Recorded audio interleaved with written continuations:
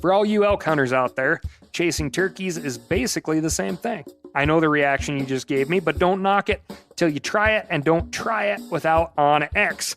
The Hunt app will not only help you find new areas on public ground, but I use it to find out landowner info to get permission on private ground that I see birds on as well. OnX Hunt has a special offer for you. Use code CAL to receive 20% off your membership at onxmaps.com/hunt and find more birds this spring. There's nothing like snook hook sets at dawn or catching a tarpon in the moonlight.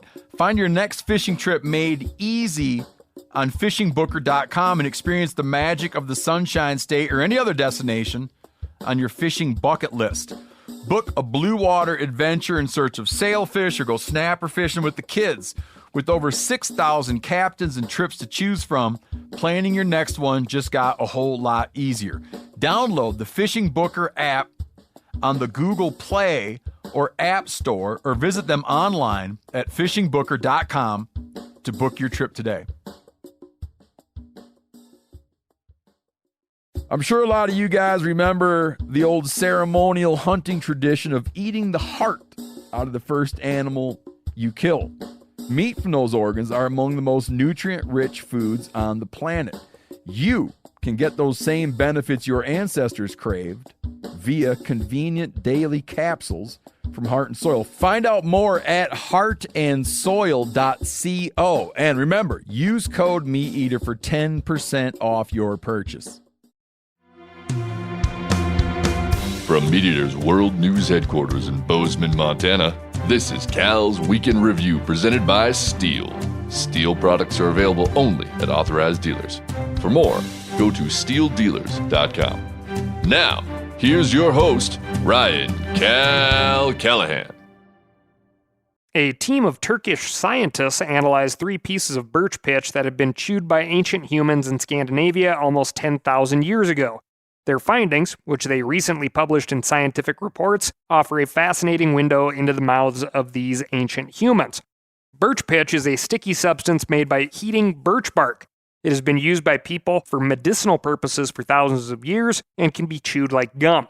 As it turns out, it's also a great repository for ancient DNA. The team of researchers extracted DNA from these very old pieces of chewing gum and discovered, as you might expect, that Mesolithic humans could have used a dentist and a toothbrush. They analyzed the oral microbiome profile and pathogen burden of the birch pitch and found that it was similar to modern-day people who suffer from periodontitis. Periodontitis is a serious gum infection that damages the soft tissue around teeth. Without treatment, periodontitis can destroy the bone that supports your teeth and lead to tooth loss. The researchers believed ancient hunter-gatherers likely suffered from bad oral health, in part because they used their teeth for gripping, cutting, and tearing, and were exposed to a wide array of pathogens. The birch pitch also gave researchers a window into other things these ancient individuals had been doing with their mouths. They found DNA sequences of red fox, hazelnut, red deer, and apple, which were likely some of the things they'd been noshing on just before chewing on the pitch. I don't know how they make gum these days. Frankly, I don't want to know. But next time you stick a piece of Trident or juicy fruit underneath your chair at a movie theater, ask yourself, what will this say about me in 10,000 years? If you're doing things right, your diet might not look too different from those Scandinavian hunter-gatherers. Hopefully without the gum disease, of course. This week, we've got legislation, federal and state, double buzz, and so much more. But first, I'm going to tell you about my week. And my week was nicely balanced by this strange temperature swing of going from negative 30 to 50 above and still climbing. Old Muskie Chet and I hit the ice, or for you real tough sons of guns, the hard water. It was a great morning. Sun was shining, no wind and cold. We drug sleds for a couple of miles, drilling holes, looking and feeling for fish with our jigs and electronics. We eventually found some fish and got a hot bite going. Wound up with some nice-sized perch and one walleye worth keeping. Lots of catching up and, BSing. Plus a little exercise towing those sleds across the ice. I got to tell you one funny deal that happened too. We parked next to this fella who's getting ready. He had a couple of yellow labs running around the ice, and we're talking about ice fishing, of course. I was like, oh, that's a nice-looking dog, and let snort out. And he's like, oh, that's a nice-looking dog. You like to bird hunt? And I said, yeah. And he's like, yeah, this is what we do for post-season depression. And I said, oh, yeah, the dogs like running around out here on the ice. They seem to get a kick out of it. And he goes, oh, no, I wasn't talking about the dog. I was talking about post-bird hunting depression for me. And I know there's a lot of you out there that feel the same way. Just hard to get real excited about much else. But we'll get there. We'll make it through. Anyway, after trucking around the ice, headed out to Mom's place because they had an unbelievable amount of geese out in the field, which never happens. It's a tiny place. It's a great place for like hunting traffic. Very rarely is it where the geese really want to be. But right now, it absolutely is. And these birds just migrated in. It's wild. You'd think these resident birds would have a lot more fat on them. These birds were very skinny and very eager to come into a very meager decoy spread. We left Bozeman super late, got out there late, got the decoys out after kicking geese out of the field. Only put out a dozen decoys on motion stakes. And man, before I could even load the shotgun, there were geese in the kill zone, and they just kept coming. I think I was fully set up by 9 a.m. and picking up the decoys by 9:30 a.m. It was a little too fast. The snort dog was on the edge of her seat as I picked up decoys, not fully understanding that all of her work was 5 retrieves. It was heartbreaking. Heartbreaking. Well, until next season, little girl. And in between those, I've been cleaning up the freezers, getting things organized in the meat department, you could say.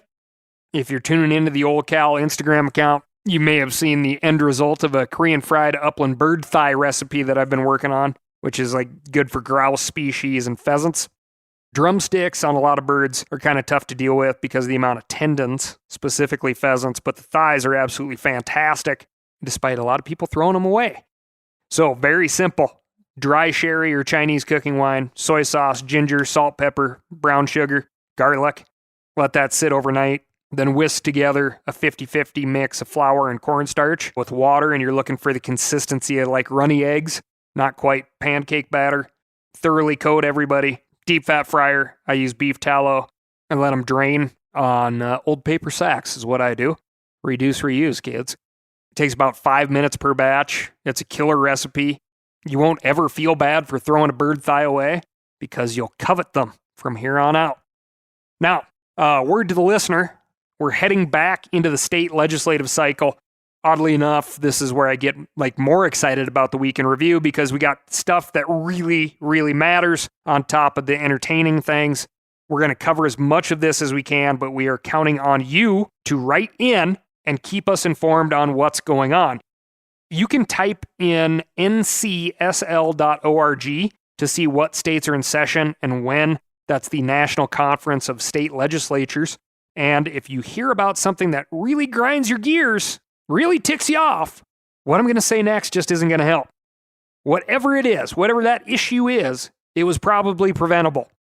If we all get better at advocating consistently for the things we enjoy, public land, access to hunting and fishing, open spaces, habitat, and we are proactive about it, a lot of this stuff won't come up. So don't wait for things to go on the chopping block before you get involved. If you are just dipping your toe into this, join a local and national rod and gun club today. That's a great start. Then set a goal of testifying at your state legislature this year. It's not as scary as it sounds. You can even get up there and just say thank you, good work on something that's positive. In the world of hunting and fishing and outdoor rights, the sidelines are full. We need players on the field. Put me in cold. I'm ready to play today. Moving on to the legislative desk. A Kentucky state senator has introduced a bill that would legalize the killing of Coopers and red-tailed hawks. More specifically, it would prohibit the Department of Fish and Wildlife from imposing or collecting fines or penalties from anyone who pursues or kills a hawk. Killing hawks would still be illegal under federal law, and violators face serious fines and even jail time. The senator's name is Gary Boswell, and you'd be forgiven for asking what he has against 2 of America's most common native birds of prey.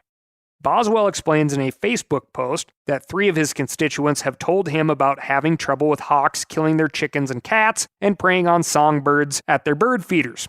Boswell claims that there is an overpopulation of hawks, and he implies that they're contributing to declining turkey numbers. As evidence, he posted a video from his trail cam of hawks killing turkey poults. There's just one problem. As many of his commenters on the post pointed out, what Boswell calls hawks are actually European starlings. How that actually happened, I don't know. Anyone who's owned backyard chickens knows how frustrating it is to lose a hen, especially when they're finally up and running and producing. And it's certainly true that hawks prey on smaller birds, but covered chicken runs can solve the former problem, and taking down a bird feeder for a period of time can discourage hawks from whacking too many backyard Tweety birds. Hawk populations have increased substantially over the past 20 years or so. In a 2017 report, the Cornell Lab of Ornithology found that the presence of Cooper's hawks have increased fourfold at the feeders they monitor. But to say that there are too many hawks is a matter of opinion, and the solution should come from someone who knows the difference between hawks and starlings. Over in Wisconsin, where it's always a hotspot for outdoor legislation, and this year is no different, a group of Republican legislators have introduced a bill that would ban doe hunting in the northern third of the state. They say they've heard from hundreds of constituents complaining about this year's poor deer season, so they've introduced a bill that would prohibit the DNR from establishing a hunting season on antlerless deer in the northern forest zone. The bill would further prohibit the DNR from issuing more than 2 antlered tags per person in that zone. These restrictions would last 4 years, after which the DNR would assess the population of deer in the northern forest zone. It is true that the deer harvest this year was down in northern Wisconsin. Hunters killed 14.7 fewer bucks in the zone during November's 9-day gun season compared to the 5-year average, according to the DNR. The doe harvest in the zone was also down 27.2% from the 5-year average. However, the cause of that decline is hotly debated. Biologists with the DNR blame last year's harsh winter. On the other hand, many hunters say that wolves are driving the decline. If winter is the true culprit, major changes to the hunting regulations likely aren't necessary. But if wolves are to blame, you can see why some lawmakers and residents would like to see more drastic action. To help settle this debate, I reached out to longtime outdoor writer and Wisconsin resident Pat Durkin. Pat explained the deer numbers have been down across the entire Northwoods, including northwestern Ontario and the northern counties of Michigan's Lower Peninsula, since a, quote, nutbuster winter in 2013. But wolves were in Ontario prior to that winter when deer herds were at their peak, and there are no wolves in Michigan's Lower Peninsula. If wolves were the primary driver of declining deer numbers, you'd expect those numbers to be strong in Michigan and poor in Ontario. In reality, the populations track with bad winters far more closely than with wolves.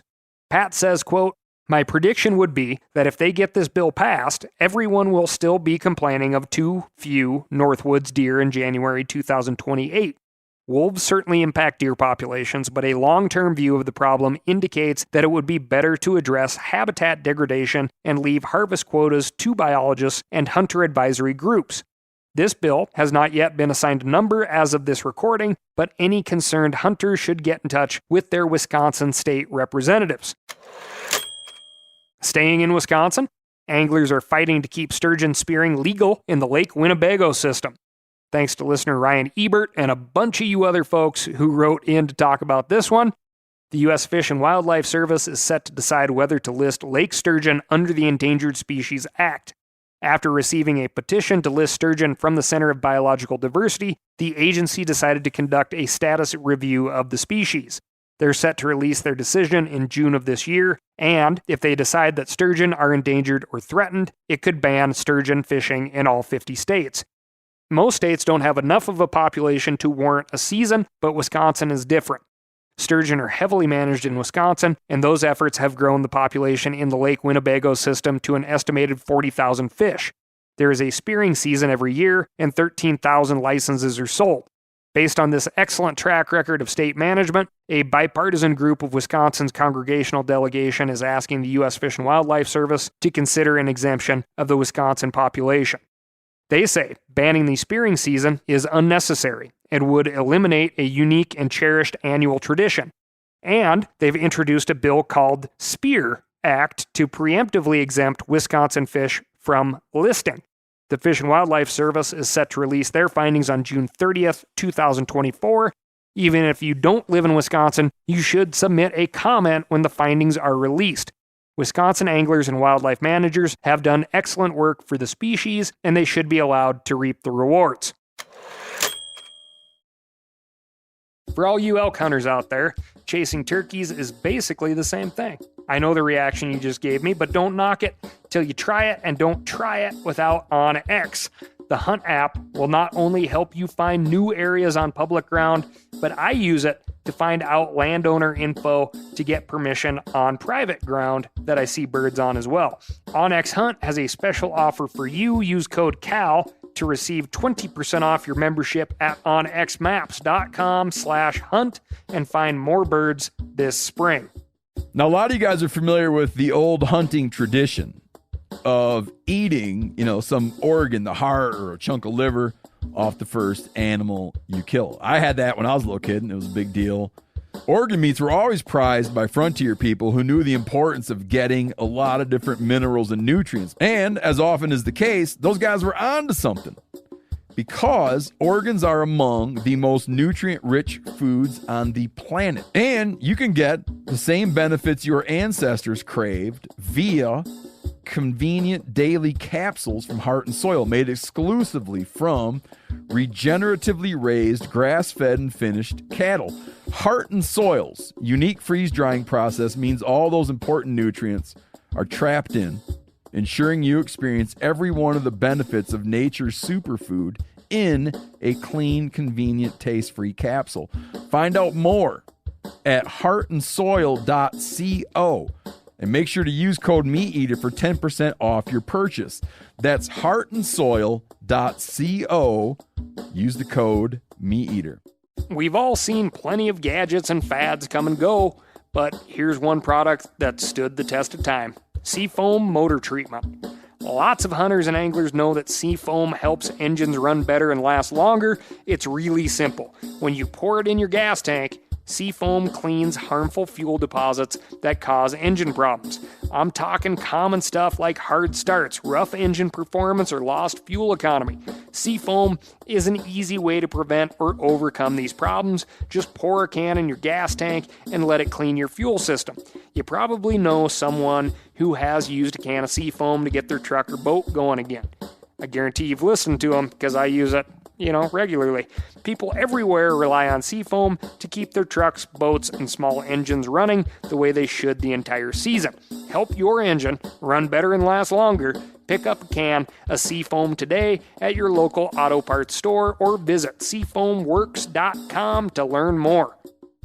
The Washington State Legislature is considering a bill that could enshrine the right to hunt and fish in the state constitution. SJR 8208 would place the amendment on the ballot at the next general election. It would declare that, quote, all the people of this state shall have an inalienable right to forage, hunt, fish, trap, and harvest wildlife and fish, subject only to reasonable regulation as prescribed by the Washington State Legislature and executive branch. The bill is aimed at curbing the State Wildlife Commission's recent encroachments on hunting and fishing. If the bill passes, Washington residents would still have to approve the amendment. Thanks to listener Paul Craven for sending us this story. The Indiana State Legislature is considering a bill that would establish a bobcat hunting and trapping season in the state. The DNR tried to institute a season back in 2018, but abandoned the effort after receiving strong opposition. A similar bill also failed to earn enough support back in 2019. Now, 5 years later, legislators from the southern part of the state are once again trying to make it happen. Senate Bill 241 requires the director of the Department of Natural Resources to adopt rules for a bobcat hunting season. The DNR can determine harvest quotas and means of take, but it must establish a season no later than July 1, 2025. It is unclear whether the bobcat population is robust enough to sustain a hunting or trapping season. Even though the DNR tried to create a season in 2018, they told local media the next year that they did not, quote, have the scientific data to support a sustainable bobcat season. Of course, there's a difference between not having data and having data to the contrary. The agency might not have a solid population estimate, but that doesn't mean the population can't sustain a hunt. Bobcats are elusive, and their exact numbers can be difficult to estimate, but it's clear that their numbers have risen since they were listed as endangered in the state in 2005. This bill, SB 241, passed the Senate Natural Resources Committee on a 7-1 vote and is headed for the Senate floor. Thanks to Colin Flora for sending that one in. We're going to end this legislative desk with a whole lot of updates coming at you real fast. Get used to this. Bills are being proposed in Washington State and New Mexico that would impose additional taxes on firearms and ammunition. In New Mexico, Senate Bill 90 would impose an 11% excise tax on all firearms, firearm parts, ammunition, and suppressors. In Washington State, House Bill 2238 would impose an 11%, quote, privilege tax on consumers for all ammunition sales. In New Hampshire, HB 1148 would amend the qualifications for potential members of the Fish and Game Commission to make it easier to install anti-hunting commissioners. In North Carolina, the Wildlife Commission is floating a proposal to move the opening day of gun deer season from the Monday before Thanksgiving to the Saturday after Thanksgiving in 17 counties. Finally, the Bureau of Land Management wants to significantly reduce recreational shooting within Arizona's Sonoran Desert National Monument. The agency has announced a proposed amendment to the monument's resource management plan that would allow target shooting on 5,300 acres of the monument and ban it from the remaining acreage. That would cut the acreage that currently gives Phoenix area gun owners a free place to shoot by about 430,000 acres. A public comment period is currently open at federalregister.gov. Remember, you write in ASKCAL at themeateater.com. Let me know what's going on in your neck of the woods. Moving on to the crime desk. 2 New York men have been hit with fines and misdemeanors after they got caught poaching trophy-class bucks from city parks. But that's not the best part of the story. The best part is just how these yahoos found the deer they ended up hunting. According to the New York Department of Environmental Conservation, one of the men, a guy named Jason Zorda, posed as a female wildlife photographer on Facebook. He would contact other local wildlife photographers when he saw a photo of a big buck and get the details of where that photo was taken. Then, he and his partner, Kevin Butler, would get to work. They each had backpacks that held compact bows, and they would hide arrows inside trekking poles. That way, anyone they had happened upon in these urban and suburban areas would assume they were just hikers. They finally got caught when a resident of an apartment complex in the town of Tonawanda saw one of them kill a deer and called the police. They fled before law enforcement arrived, but like any good modern-day hunters, Zorda and Butler had installed trail cams. Police found the men using those trail cam photos, and a search warrant eventually uncovered the entire scheme, and it does appear to be a larger scheme. The New York DEC mentions other poachers who also used Facebook to locate target bucks, and it sounds like we'll be hearing about more suspects and charges coming down the pike. For now, Zorda and Butler will be enjoying a 5-year suspension on their hunting licenses and a $1,075 fine. I want to say something here, that there is a lot of good hunting skills in this modern era of e-scouting that these 2 crooks employed, okay? I will tell you that there is good hunting information all over the non-hunting parts of the internet. What you have to do is apply that non-hunting hunting information in legal areas to hunt. Obviously, you jackwads.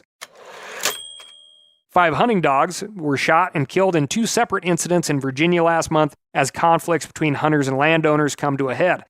One King and Queen County landowner is facing multiple felony charges for shooting, killing, and burying 3 hunting dogs. 2 dead hunting dogs were found on the property of the aptly named Eric Ripper, and an additional dog was found several days later. He faces 3 felony counts of cruelty to animals and 2 misdemeanors of removing electronic collars from a dog. In the other incident, a landowner shot 3 dogs and killed 2 of them. The person has not been identified or charged, but he claims he did it because the dogs were attacking his animals. But the dogs' owners say that's impossible. They told local media that the GPS collars prove the dogs weren't anywhere near the landowner's chickens, and one of them says he heard 15 or 16 shots as the dogs approached the property. The landowner buried the 2 dogs he killed, removed their collars, and threw the collars in a burn barrel, which is exactly the kind of thing an innocent person would obviously not be doing. Hopefully, game wardens get to the bottom of this and justice is served. The dog who survived the shooting didn't sustain any broken bones and is recovering at home. Moving on to the bug desk. Get ready, Illinois. 2 broods of cicadas are set to hatch this spring for the first time in 221 years, and they're headed for the land of Lincoln. Broods 13 and 19 are both scheduled to emerge this year. Brood 19, which pops up every 13 years, covers southern Illinois and Missouri and stretches down through Arkansas and across many southern and southeastern states. Brood 13 emerges every 17 years and is isolated to northern Illinois, southern Wisconsin, and eastern Iowa. You'll notice that the only state where these broods overlap is Illinois. Northern Illinois will see Brood 13 emerge around late May or early June, and Brood 19 could appear as early as April. The large red-eyed flying insects will cause a ruckus for a few months as they reproduce and then start dying off as the summer comes to an end. Cicadas are fascinating insects. Their complete life cycle takes over a decade, most of which is spent as nymphs under the ground. There are annual cicadas that emerge every year, but periodical cicadas are more famous. These cicadas incorporate a variety of subspecies, but they are often categorized by brood. Broods are distinguished based on the schedule when they emerge from the ground. There are 12 broods that emerge every 17 years and 3 broods that emerge every 13 years. Broods are loosely regional, but the same brood can emerge in different parts of the country. Broods can also be what are called straggling. This happens when a brood comes out a year early or a year late. Scientists don't know exactly why this happens, but it's probably just to mess with entomologists, which is the word we use for scientists who study insects. The usual explanation for how cicadas keep track of time relates to what they eat. Cicada nymphs feed on tree sap underground, which changes composition as trees grow and shed their leaves. Scientists believe cicadas have internal molecular clocks that keep track of each year based on changes in tree sap and tell the bugs when to climb up out of the ground. According to one theory, climate shocks such as extreme freezes or droughts might throw off this clock, which is how a straggling brood would emerge. Lastly, to answer the question I know everyone is asking, yes, you can eat cicadas. The Cleveland Clinic advises young children, pregnant women, people with shellfish allergies, and people at risk for gout to avoid the flying snacks, but cicadas are safe for anyone else to eat as long as you don't collect them from areas where the ground has seen heavy chemical treatment. The insects have a nutty flavor and shrimp-like quality, and I'd recommend sautéing or frying. I also want to hear from the anglers out there. What the heck happens during heavy cicada years for you folks that are trying to make a living out there guiding folks on the big water? Write and let me know. Last but not least, the mailbag. Listener Nate Mason wrote in because he wanted to give a shout out to his local wildlife manager. These are the folks who do the hard on-the-ground work that often goes unnoticed, and I appreciated Nate's desire to acknowledge that service. Nate says, quote, I know malfeasance usually graces your inbox, but just wanted to give a shout out to a pair of local do-gooders. I'm part of the Fairfax County Deer Management Program, in which transient city slickers like myself get a chance to hunt, fill freezers, assist in management goals, and feed the homeless, all within 10 miles of Washington, D.C. All this is due to the hard work of Dr. Catherine Edwards and her law enforcement counterparts as they regulate the season, run interference with disgruntled neighbors, and generally facilitate the program. She's a champ.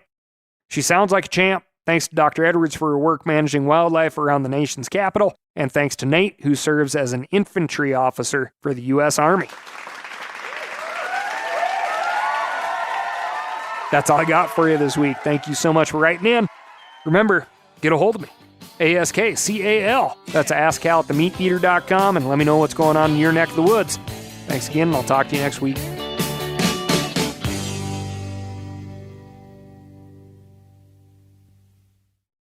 I'm sure a lot of you guys remember the old ceremonial hunting tradition of eating the heart out of the first animal you kill.